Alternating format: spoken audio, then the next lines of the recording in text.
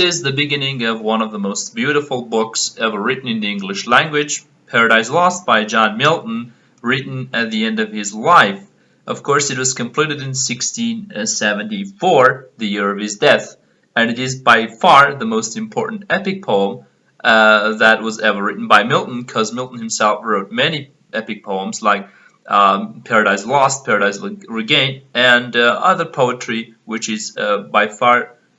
standing head and shoulders above the rest of the English poetry, as well as his entire corpus as a literary writer. So this is the argument in Book 1. It starts with the beginning of the book of Genesis, something that takes up this much of the book of Genesis, and it has been turned into one of the longest epic poems ever written. It is 11,000 lines long, but the argument in the beginning is a particular note, which is going to be read by me.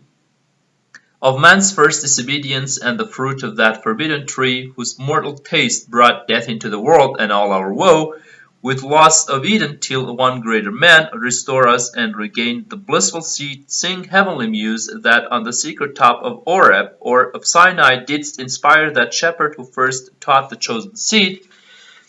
In the beginning, how the heavens and earth rose out of chaos, or if Sion hill delight thee more and Salios brook, that flowed fast by the oracle of God, I thence invoke thy aid to my adventurous song, that with no middle flight intends to soar above the Ionian's mount while it pursues things unattempted yet in prose or rhyme, and chiefly thou, O spirit, that dost prefer before all temples the upright heart and pure, instruct me, for thou knowest thou from the first wast present, and with mighty wings outspread, dove-like satst brooding on the vast abyss, and madst it pregnant. What in me is dark, illumine, and what is low, raise and support, that to the height of this great argument I may assert eternal providence and justify the ways of God to man.